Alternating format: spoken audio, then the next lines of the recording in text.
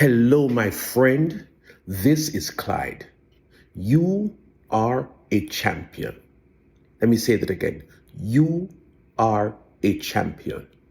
Hebrews 12 verses 1 to 3 says, "Therefore, since we are surrounded by such a great cloud of witnesses, let us throw off everything that hinders and the sin that so easily entangles, and let us run with perseverance the race marked out for us, fixing our eyes on Jesus, the pioneer and perfecter of faith.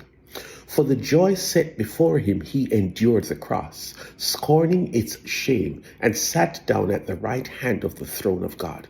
Consider him who endured such opposition from sinners, so that you will not grow weary and lose heart." Professional sport is big business. Those who participate are paid handsomely.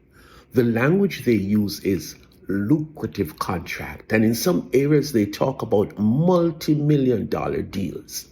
Professional athletes are known to have rags to riches stories.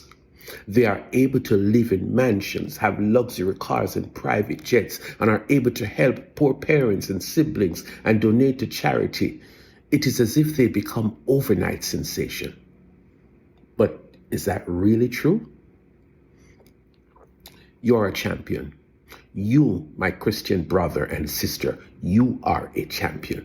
Like the professional athlete, you are an elite athlete. Let us drill down. For many of us, we get saved, we get baptized, we link up with a local church or a denomination, and we live regular lives.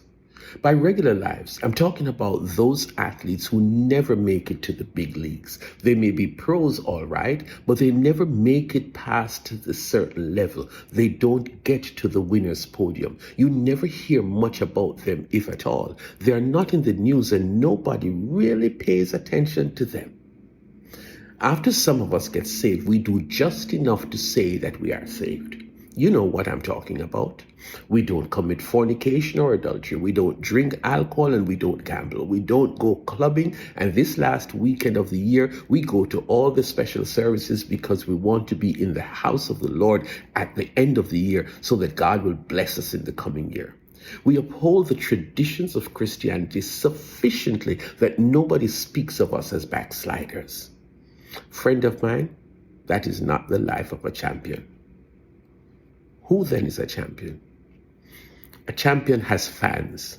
Fans are former athletes or people who love the sports, and they support you. They follow you on your journey. They weep when you lose, and they cheer vociferously when you win. They know about you, and they want you to win. As Christians, we have fans. They are not in the game presently. The text says that we are surrounded by a great cloud of witnesses. Those Christians listed in the previous chapters as heroes of faith, martyrs. These are our fans, and they are cheering us on.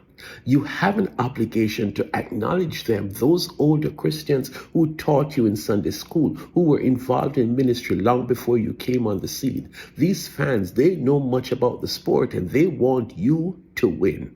Every time you're playing a game, they buy tickets and are seated in the stadium cheering you on. How do you respond? The champion athlete, you know that they made it, and so can you. I know their story, how they worked hard as Christians. I cannot be mediocre. I cannot be a wishy-washy Christian. The fans don't want you to be lousy, weak, and fumbling out on the field. I have to be intentional and deliberate about being a Christian. The current athletes have to be fit. Hours in the gym, eat right, get enough sleep, avoid performance-enhancing drugs, train hard. Athletes, they put in the hard work because they have a champion mentality. They are in it to win it. Listen to me, fellow Christians. The text says that we should throw off those things that hinder us, that we should get rid of the sin. Yes, that particular sin in your life that is holding you back.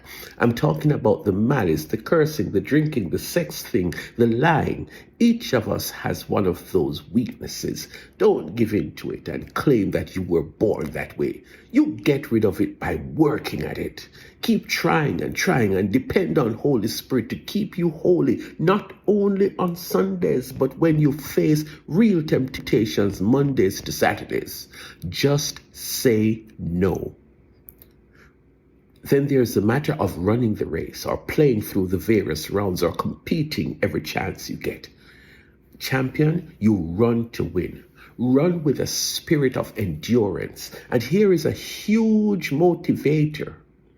You have your goal and you have in mind the big name in your sport that retired at the top of his game. Jesus is your goal. Jesus is the true definition of who a champion is, but don't be fooled. Jesus did not have it easy. Jesus endured the cross. He did not sidestep the cross. He faced it head on. He knew that the cross involved pain and shame, rejection and abandonment. But listen to this. Jesus also knew what was going to come after the cross, the joy that was set before him. Such as he went to heaven and is seated on the throne next to his Father, and all his enemies are under his feet. He leads the vast number of people who are saved because of the message of the cross. Jesus has been given all power in heaven and on earth and under the earth. Jesus has been given a name which is above every other name.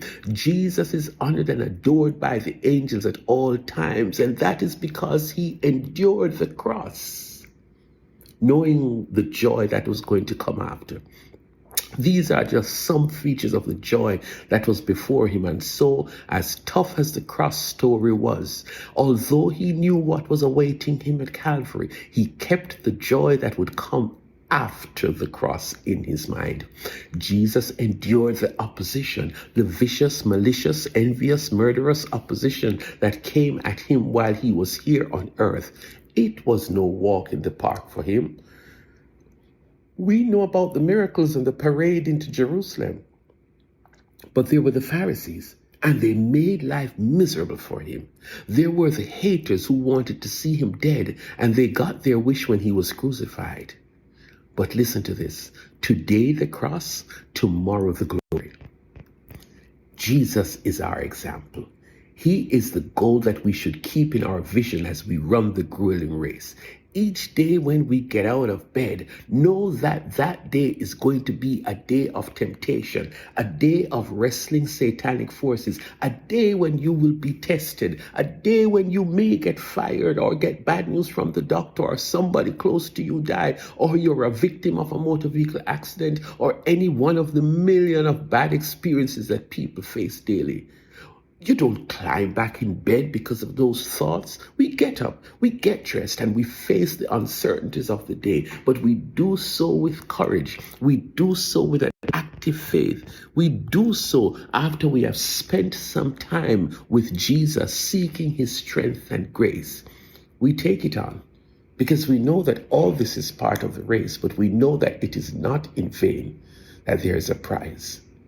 So we fix our eyes not on what is seen, but on what is unseen, since what is seen is temporary, but what is unseen is eternal. 2 Corinthians 4 verse 18. Child of God, today I call up the champion in you. Today I speak to the winner that you are. Do not give up on being a Christian. Don't let your favorite sin tear you down. Don't be a weak and inactive Christian. Do not be afraid to fast and spend time in prayer and study the Bible and take on the challenges of daily life. You are a champion and you will cross the finishing line in victory. The fans are rooting for you. Jesus is holding up the prize for you to see, and be assured that an eternal reward awaits you if you endure to the end. Don't give up. Don't be a lazy Christian. Stay active in the game. You will overcome the big sin that keeps tripping you up over and over again. Do not quit. You are a champion, and don't you ever forget it.